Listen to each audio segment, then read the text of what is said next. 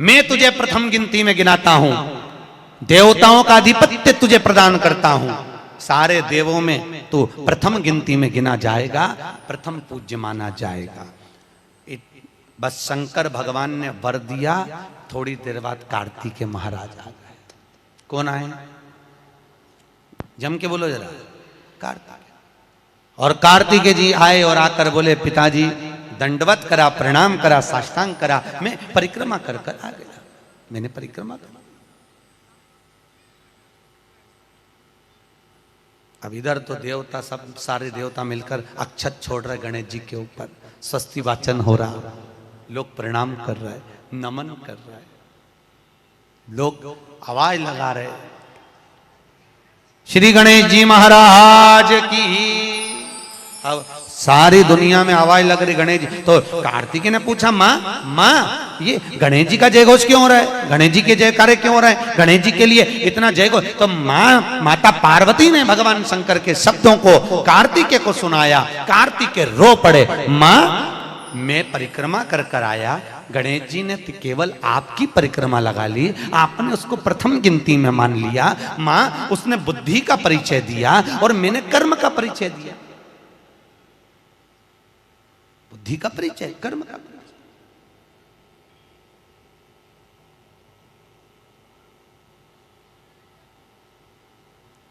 मैंने कर्म कर दिया। महाराज व्यक्ति को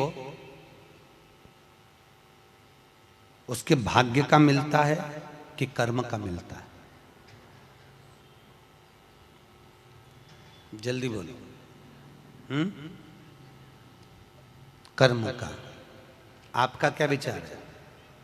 ये लोग तो बहुत दूर बैठे हैं इसलिए इनसे पूछ ही नहीं रही हूं। व्यक्ति को उसके भाग्य का मिलता है कि कर्म का मिलता है? पुरुषों से भी पूछने का मन है मेरा, भाऊ बोलो तो सही, कि उसके कर्म का मिलेगा कि भाग्य का मिलेगा? है दोनों का मिलेगा। मेरी माताएं जी हाँ बिल्कुल सही कह रही है, दोनों का ही चाहिए। काय का भाग्य का और कर्म का, ये दो हैं।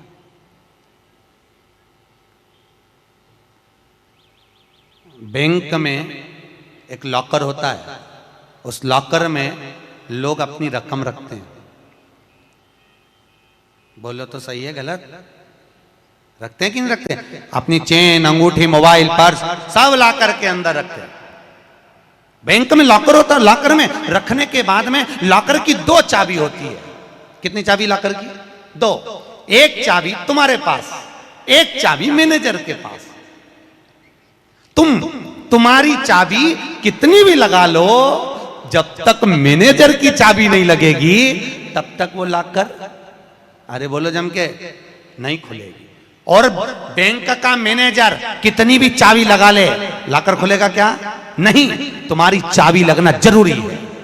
उसी तरह तुम्हारी चाबी है कर्म की चाबी, तुम कितनी भी घुमा लो पर वो ताला नहीं खुल सकता जब तक मैनेजर मेरा शंकर अपनी भाग्य की चाबी घुमा कर नहीं जाए। इसलिए तुम कर्म करो, भाग्य की चाबी मेरा भोलेनाथ घुमाएगा, और कब क्या दे जाए तुम्हें मालूम ही नहीं पड़ पाएगा। इसलिए चाबी दोनों होना चाहिए, एक भाग्य की, एक कर्म की। दो चाबी होंगी लॉकर खुलेगा, अगर एक चाबी लगी तो लॉकर नहीं खुलेगा। गणेश जी महाराज को भगवान कार्तिकेय महाराज बोल रहे हैं, माँ मैं कर्म करने गया था, मैं परिक्रमा करने गया था, और यहाँ गणेश जी महाराज को तुमने प्रथम गिनती में बना दिया। माँ ये क्या हुआ? माता पार्वती को गुस्सा तो बहुत आया, क्रोध भी आया, माँ पार्वती की आंख में अश्रु भी भर गए। महाराज आंसू है माता पार्वती के नयन, अश्रु।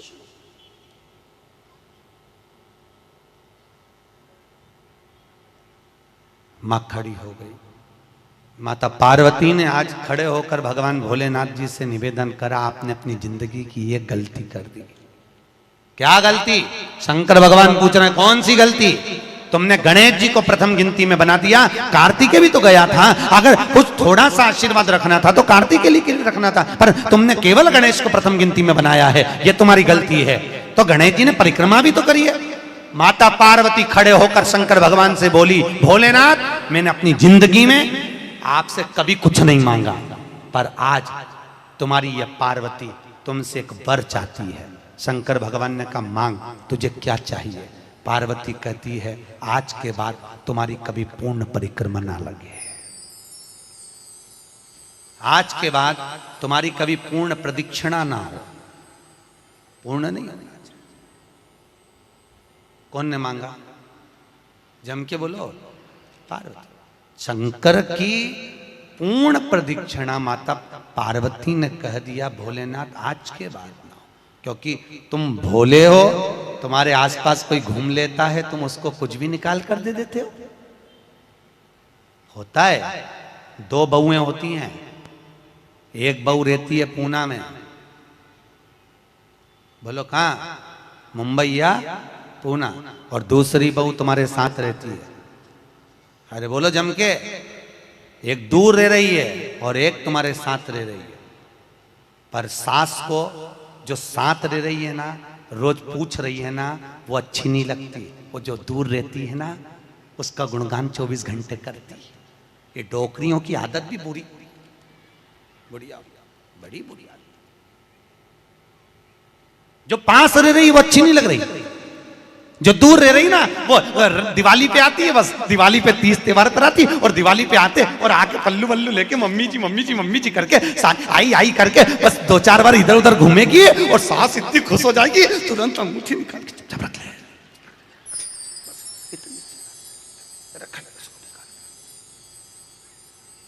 जो तुम्हारे पास में है वो बुरी लग रही है। वो चाय दे रही है, दूध दे रही है, बस बोलने में कभी कभी बोल देती है। अब बहुएं हैं बेचारी, हो जाता है।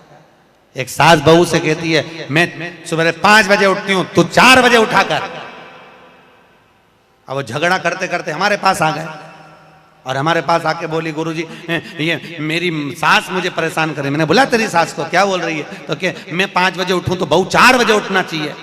तो मैंने कहा अच्छी बात बोली, कोई दिक्कत वाली बात नहीं है। एक काम कर, बहू की उम्र है 20 साल, तेरी उम्र है 70 साल, तू 20 साल की बन जा, मैं भी इसको जगाना चालू कर देता हूं। जब तुम, वो कहते हैं ना सास भी कभी बहू थी, जब तुम बहू थे तुम भी खूब अलमस्त चकाचक सोते थे, और तुम्हारी सास पहले उठती थी।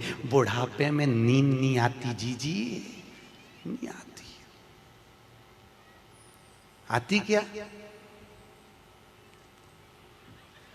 अरे बोलो तो, आती बुढ़ापे में नहीं। मनुष्य की उम्र, गधा की उम्र, कुत्ता की उम्र और उल्लू की उम्र बराबर थी। किस किस की? जम के बोलो। मनुष्य, गधा, कुत्ता, उल्लू, सबको पहचानती हो? ठीक है, सबकी उम्र बराबर है, 40-40 साल। मनुष्य पहले 40 साल का था, गधा 40 साल का था, कुत्ता 40 साल का था, उल्लू 40 साल का था। सबकी उम्र लेवल में बिल्कुल बराबर थी। भगवान क्या देर अंधेर कुछ ये ऊंचा नीचा लेवल अपने यहां चले, भगवान क्या नहीं चले। भगवान ने सबकी उम्र 40-40 साल रखी, सबकी उम्र 40। एक दिन गधा भगवान के पास में आया, और गधे ने भगवान से आकर कहा अरे भोलेनाथ। भगवान शंकर ने पूछा क्या हो गया? महाराज हमारी उम्र 40 साल की दे दी, हम लोगों का बोझा ढोते रहे, लोगों का वजन ढोते रहे, महाराज हमारी उम्र बिल्कुल आधी कर दो, बिल्कुल आधी, हमें इतनी लंबी उम्र नहीं चाहिए। भगवान ने कहा ठीक है गधा, आज से तू 20 साल का। गधा कितने साल का हो गया? अरे जम के बोलो, 20 साल का। थोड़ी देर बाद मनुष्य, आवाज सेट करो, मनुष्य इको खत्म हो गया, डिले नहीं आ रहा, मनुष्य। और थोड़ी देर बाद में मनुष्य भगवान के पास पहुंचा, भोलेनाथ आगे वापस आगे मनुष्य पहुंचा, और भगवान के पास जाकर बोला भोलेनाथ। भगवान शंकर ने पूछा तुझे क्या हो गया? भोलेनाथ 40 में मेरा क्या होगा प्रभु? भगवान ने कहा गधे की बच्ची है, कितने साल बचे हैं? 20। मनुष्य कहा दे दो प्रभु, भगवान ने कल ले जा। कितने का हो गया? जम के बोलो 60 का। थोड़ी देर बाद कुत्ता आ गया। कुत्ता शंकर जी से बोला भोलेनाथ। शंकर भगवान ने पूछा तुझे क्या हो गया? महाराज 40 साल की उम्र दे दी, लोगों के दरवाजे पर बैठा रहूं, दरवाजे पे बैठकर झूठन चाटूं, दरवाजे पे बैठ कर रोटी खाऊं, दरवाजे पे दुम हिलाऊं और दरवाजे पे से चिल्लाऊं महाराज मेरी उम्र कम कर दो। भगवान ने कहा ठीक है कुत्ता, आज से तू 20 साल। थोड़ी देर बाद मनुष्य फिर आ गया। भोलेनाथ 60 में क्या होगा? भगवान ने कहा कुत्ता की बच्ची है कि चल जाएगी, ले जा। कितने का हो गया? 80। थोड़ी देर बाद उल्लू आया।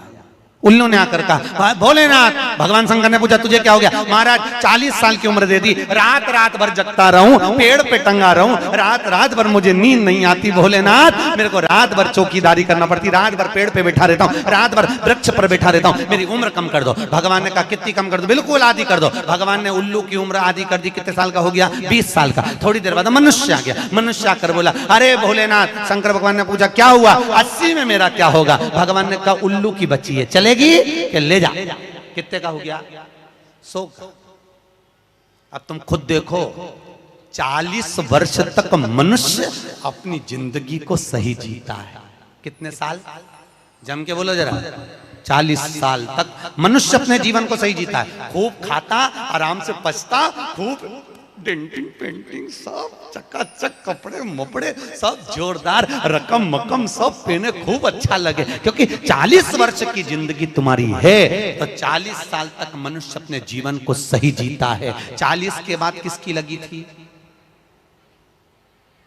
जम के बोलो गधे की। तो 40 से 60 तक मनुष्य गधे जैसा बोझा ढोता है। बच्चों को बड़ा करना है, शादी करना है, मायरा भरना है, परिवार को पालना है, तो बोझा ढो रहा है। जैसे गधा बोझा नहीं ढोता, ऐसे 60 तक बोझा ढोया। 60 के बाद उम्र किसकी लगी? कुत्ता की।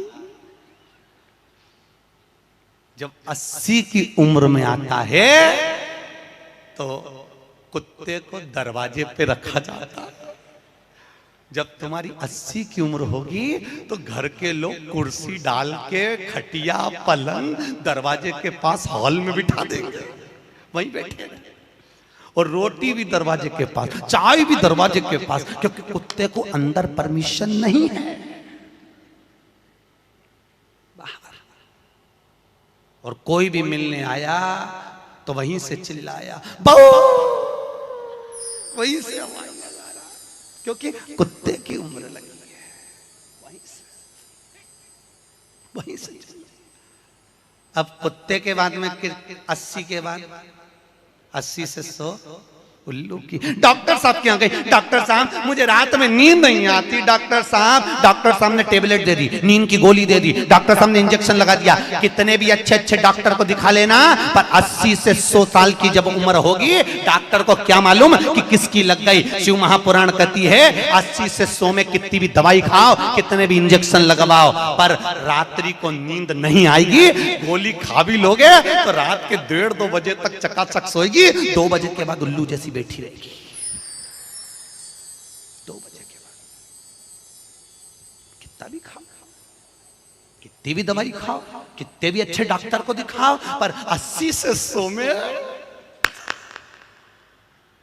जाग रही। आधी रात को जागे, बहू के मम्मी सो नहीं रही, आई सोई नहीं, आई के मारे नींद ही नहीं आई। अब इसके कौन समझाए उल्लू की लगी, कौन समझाए इसके। 80 से 100। अपन तो सब कथा छोड़ो, अपन अपनी कथा पे आओ। चलो महाराज, तो जो बहुत दूर रहती है ना वो अच्छी लगती है, जो पास में रह रही दूर के ढोल सुहावन, ठीक नहीं है, श्रेष्ठ नहीं है। भागवत ज्ञान गंगा यज्ञ समिति वालों काय श्रेणी की कथा 10-15 मिनट ज्यादा हो जाए तो कोई दिक्कत तो ना है? हाँ, क्या विचार है तुम्हारा? नहीं, अगर खाना हो तो मैं तुम अक्षतम केसम कर दूं, मारे का ये मिर्ची का ठेसा तैयार, अपने कहीं कर आमठी न चावल। आज तो खूब चक निपटा। अगला प्रश्न है, तो ये प्रदक्षिणा का प्रश्न। अगला प्रश्न, शिवलिंग की पूजा करने के लिए शिवलिंग को घर में कहां रखें? जहां तुम्हारी मर्जी हो। अब ये तो भगवान शंकर को पूजा घर में रखो ना, जहां पूजन होती है, जहां देवता बैठा हुआ है वहां रखो।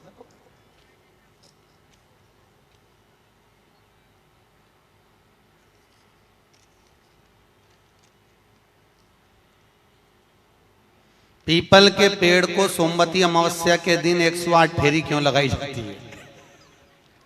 वाह, बहुत बढ़िया।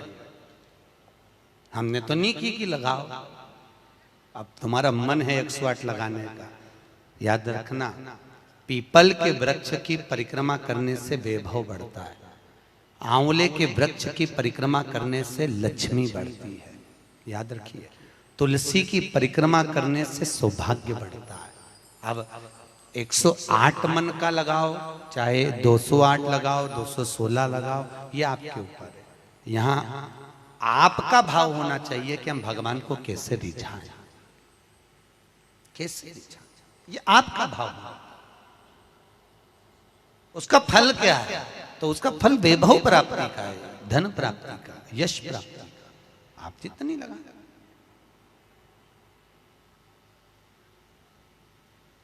ऋषभदेव जी के पुत्र श्री भरत जी महाराज अपनी योनि से छूटे तो हिरण की योनि में गए। हिरण की योनि पाने के बाद श्री ऋषभदेव जी के पुत्र जो भरत जी थे, हिरण की योनि में आने के बाद में, हिरण की योनि पाने के बाद भरत जी को लगा कि मैं इस हिरण की योनि में पड़ गया हूं, इससे मुक्ति कैसे मिलेगी? तो हिरण की योनि में आने के बाद भरत जी महाराज पीपल के वृक्ष के नीचे जो संत बैठे हुए थे उनकी 108 परिक्रमा करते थे हिरण की योनि में। तो हिरण की योनि के 108 परिक्रमा कर रहे थे। उस दिन थी सोमवती अमावस्या का दिन, जिस दिन हिरण की योनि से परिक्रमा करते करते भरत जी महाराज छूट गए थे और वापिस मनुष्य की योनि में आ गए थे। ये 108 परिक्रमा का फल है। ऋषभ जी के पुत्र हिरण की योनि से छूटकर परमात्मा की भक्ति को, मनुष्य देह मिल गई।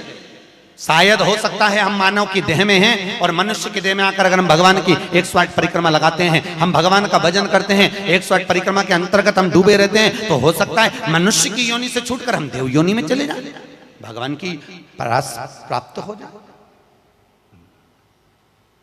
मां तो शास्त्र कह रहा है, अंजना माता गौतम बाबा से कहने पर शंकर की आराधना कर रही है। और आराधना करी माता अंजना ने, शिव जी की आराधना करी, शंकर की जब आराधना करी, शंकर का अभिषेक करा, भगवान भूत भावन प्रसन्न हो गए और शंकर भगवान ने उसी समय माता अंजना को वर प्रदान करा, तो चिंता मत कर, तेरे घर में पुत्र होगा। पुत्र, तू क्यों चिंता कर? भगवान शंकर जब भी देते हैं छप्पर फक के देते हैं। भगवान कृष्ण के यहाँ कितने बच्चे दिए? 1,77,086। अब अंजना माता के यहाँ भगवान संतान दे रहा है। भगवान अंजना माता के यहाँ, हनुमान जी महाराज कितने भाई थे? माता अंजना के गर्भ से जो संतान हुई थी, हनुमान जी महाराज सगे भाई कितने थे? हनुमान जी कितने भाई? अरे बोलो तो सही, हनुमान जी भाई कितने हैं? सगे भाई कितने हैं हनुमान जी महाराज? तो अंजना माता ने जब भगवान शिव की आराधना करी, शंकर की जब आराधना करी, तब भगवान शंकर प्रसन्न हुए। समय बीता, माता अंजना के गर्भ में भगवान शंकर के तेज पुंज को पवन देव ने ले जाकर माता अंजना के गर्भ में स्थापित करा। स्थापित करने के बाद पूर्णिमा के दिन, चैत्री पूर्णिमा के दिन, भगवान अंजना माता के गर्भ से शंकर का ही एक अवतार श्री हनुमान जी महाराज प्रकट हुए हैं। महाराज श्री हनुमान जी महाराज की। हनुमान जी सगे भाई हैं 6। कितने भाई हैं? 6 सगे भाई। सबसे पहले नंबर हनुमान, फिर गतिमान, केतुमान, धृतिमान, यतिमान, ऐसे हनुमान जी महाराज के 6 भाइयों का क्रम वर्णन किया गया। कितने भाई हैं? 6। हनुमान जी महाराज का एक भाई है जिसका नाम है गतिमान। क्या नाम है? गतिमान। और जिसके यहां पर फैक्ट्री हो, किसी भी तरह की फैक्ट्री हो, चाहे वो नट बोल्ट की हो, पानी की हो, किसी भी तरह की फैक्ट्री हो, अगर फैक्ट्री में जरा सी भी तकलीफ आती है तो हनुमान जी महाराज के उल्टा पांव, लेफ्ट पांव के नीचे का सिंदूर लाकर गतिमान का नाम लेकर अगर फैक्ट्री पर स्वस्तिक बना दिया जाता है तो वो फैक्ट्री धड़ाके से चलना चालू हो जाती है, कभी खराब नहीं होती, कभी परेशान नहीं करती। महाराज गतिमान, हनुमान जी के 3 नंबर का भाई गतिमान का नाम। ये जो राजनेता होते हैं ना, जब चुनाव लड़ने के लिए जाते हैं और उन्हें विजय प्राप्त करना है तो विजय पाने के लिए वो एक ही काम करते हैं। हनुमान जी के 3 नंबर का भाई गतिमान, उस गतिमान के नाम से जो व्यक्ति युद्ध करने के लिए जा रहा है या विजय पाने के लिए जा रहा है, अपने बराबर का लच्छा, लच्छा जानते हो, नाड़ा मोली, उसको नाप कर गतिमान के नाम से लपेट कर हनुमान जी के मंदिर में रख देता है और उस मोली को फिर अपने हाथ पर बांध लेता है तो वो हार नहीं सकता, विजय ही प्राप्त करेगा। गतिमान का इतना प्रभाव है, चाहे कुछ भी। गतिमान, गतिमान है वो, नीचे नहीं गिरने,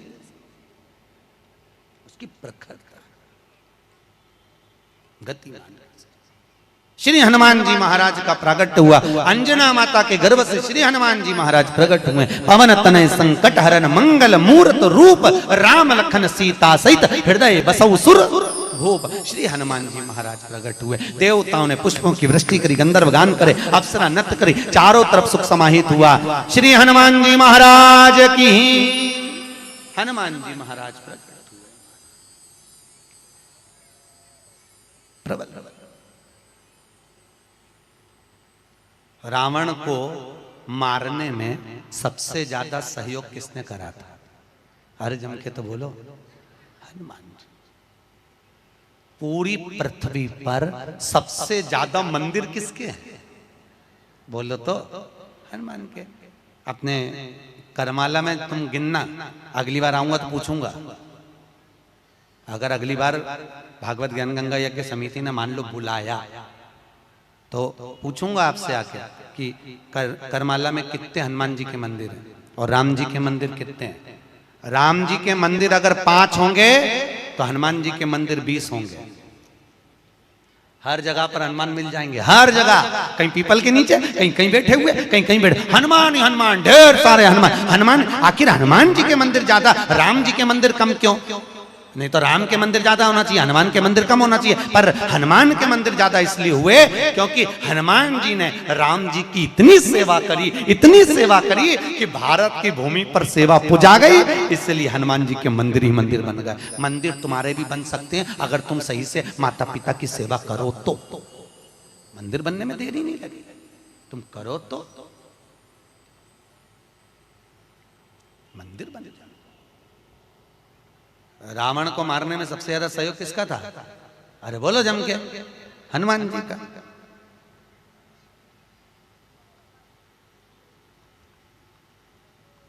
राम जी ने रावण की नाभि में बाण मारा था कि नहीं मारा था? अरे बोलो जम के, क्या था नाभि में? अमृत। तो जब रावण की नाभि में राम जी महाराज बाण मार रहे हैं तो रावण क्यों नहीं मर रहा? मर जा रावण, क्योंकि नाभि में अमृत है, वो तो सूख चुका है, मरे ना, फिर मरता क्यों नहीं है राम? क्यों नहीं मरा रावण? राम जी से 10 मुख हो गए फिर भी नहीं मर पाया, फिर तैयार। फिर विभीषण कह रहा है कि ये रावण की नाभि में अमृत है, मारो, और राम जी बाण पर बाण छोड़ रहे हैं तो रावण नहीं मर रहा, धराशायी होकर नहीं गिर रहा, वहीं की वहीं खड़ा है, स्थिर की स्थिर, मरने को तैयार ही नहीं है। ये भी बड़ी विचित्र सिचुएशन है। मर ही नहीं लिया। चिंता लग गई हनुमान जी को युद्ध देखते देखते। हनुमान जी महाराज समझ गए जरूर कोई बात है जिससे ये रावण नहीं मर गया। भगवान ने इतने बाण छोड़ दिया नाभि में, विभीषण करे नाभि में मारो, नाभि में ही भगवान मार रहे हैं तो भी नहीं मर रहा। हनुमान जी महाराज ने देखा युद्ध अपनी जगह चलता रहेगा, हनुमान जी गए लंका के अंदर पहुंच गए। एक पंडित जी का रूप रखा, संत का रूप रखा, गुरु का रूप रखा और ब्राह्मण का रूप रखकर हनुमान जी अंदर आए लंका में। और लंका में सब सब सब लोगों के हाथ देखने लगे, हाथ दिखाओ। अब सही सही बताया, हनुमान तो हनुमान, सबका भाग्य बता रहा है। इतने में मंदोदरी के पास खबर पहुंच गई कि लंका में कोई ऐसा विद्वान पंडित आया है जिसको हाथ दिखा तो भाग्य बताता है। मंदोदरी निकल कर बाहर आ गई। मंदोदरी ने आकर कहा, ब्राह्मण देवता मेरा हाथ देखकर बताओ कि मेरा भाग्य क्या कहता है। इतने में हनुमान जी ब्राह्मण के रूप में थे। हनुमान जी ने कहा, पंडित जी बोले ब्राह्मण के रूप में, हनुमान जी बोले तेरे पति के ऊपर काल मंडरा रहा है और तेरा पति मरने को तत्पर खड़ा है। पर सुन ए स्त्री, तेरा पति इतनी जल्दी नहीं मर सकता, क्योंकि तेरे पति के पास जरूर कोई राज की बात है। इतने में मंदोदरी बोली, पंडित जी आपने बिल्कुल सही कहा, एक ऐसी राज की बात है, मेरा पति मर ही नहीं सकता। हनुमान जी तुरंत बोले, वो राज की बात या तो मैं जानता हूं या तू जानती है।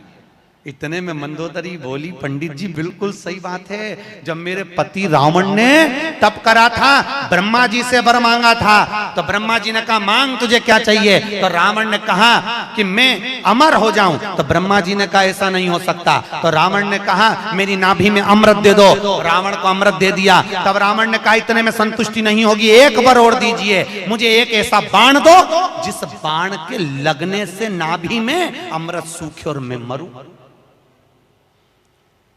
मंदोदरी ने कहा मेरा पति जब तप कर कर आया था, उसको ब्रह्मा जी ने एक बाण दिया था, वो बाण मेरे पति ने मुझे लाकर दिया था। उस बाण को मैंने, जहां मैं शयन कक्ष में सोती हूँ, उस कमरे में मैंने दीवार के अंदर एक खंबे में चुनवा दिया है, सीमेंट से पक्का करवा दिया, वो किसी को मिलेगा ही नहीं। हनुमान जी अपने असली स्वरूप में आए, दीवार तोड़ी और बाण निकाला, राम जी को दिया। राम जी से कहा अब मारो, और जो बाण लगा तब जाकर वो रावण मरा, तब जाकर मरा। नहीं तो राम जी बाण मारते रहते, रावण चकाचक खड़ा रहता, हंसता रहता।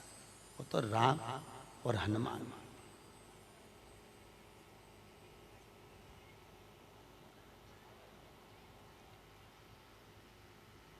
रावण न मरेगा मेरे राम के बिना, और राम न मिलेंगे हनुमान के बिना। श्री राम जय जय राम, श्री राम जय राम। भगवान राम जी महाराज आनंद में विराजमान है महाराज। इसलिए भगवत भजन का स्मरण है, भगवत नाम का श्री हनुमान महाराज। अरे पवन तनय संकट हरन, मंगल मूर्ति रूप, राम लखन सीता सहित हृदय बसौ सुर। भगवान श्री हनुमान जी महाराज सहज नहीं, हनुमान जी महाराज आनंद में स्थापित हुए, विराजमान हुए। कुछ समय बीतता है महाराज, और उस समय की अनुकूलता में भगवान तुमरुका जी चंचुला देवी को भगवान शंकर के नंदन वन भ्रमण की चर्चा करते हैं। भगवान शंकर माता पार्वती के साथ में काशी घूमने के लिए गए। माता पार्वती अकेली बैठी हुई थी, शंकर भगवान को जाना पड़ा कोई काम से। पार्वती जी बोली मैं अकेली क्या करूंगी भोलेनाथ। शंकर भगवान ने कहा पार्वती तेरे एकांत को मिटाने के लिए तू इस वृक्ष से, सामने अशोक का वृक्ष था, इस वृक्ष से जो मांगेगी वो तुझे मिल जाएगा। पार्वती जी ने अपने शोक को दूर करने के लिए, एकांत को दूर करने के लिए अशोक के वृक्ष से एक अशोक सुंदरी को प्रकट करा। शंकर भगवान की 6 नंबर की लड़की है अशोक सुंदरी। थोड़ा आवाज बढ़ाओ, रिटर्न की। अशोक सुंदरी भगवान शंकर के 6 नंबर की लड़की अशोक सुंदरी। अशोक सुंदरी प्रकट, भगवान शिव ने आनंद स्थापित कराया। समय आया, आगे जो वर्णन आया भगवान भूत बामन भूतेश्वर भगवान शिव 12 ज्योतिर्लिंग की कथा का स्मरण कराते हैं। 12 ज्योतिर्लिंग की कथा यहाँ पर प्रारंभ होती है महाराज। 12 और 12 ज्योतिर्लिंग की कथा का स्मरण कराया।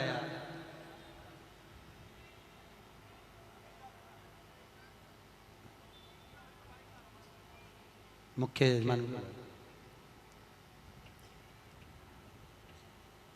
यजमान श्रेणिक जी के पुत्र है ना, उनको बुला लो।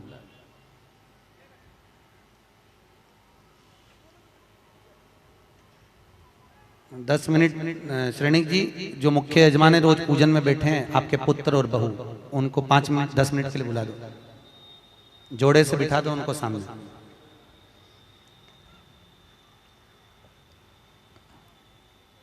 जोड़े से बिठा दो, कहीं पे भी यहीं सामने बिठा दो। भगवान 12 ज्योतिर्लिंग की कथा का स्मरण कराते हैं महाराज। श्री तुमरुका जी चंचुला देवी से कहते हैं, चंचुला ये 12 ज्योतिर्लिंग की कथा है जो अखंड सौभाग्य को देने वाली है, लक्ष्मी की वृद्धि करने वाली है, सुख समृद्धि देने वाली है, कार्य में उन्नति देने वाली है, उत्तम फल की प्राप्ति कराने वाली है, वंश की वृद्धि कराने वाली है और हर कार्य में सफलता प्रदान करने वाली 12 ज्योतिर्लिंग की कथा है महाराज। चंचुला देवी कहती है महाराज वो 12 ज्योतिर्लिंग की कथा हमें श्रवण कराएं।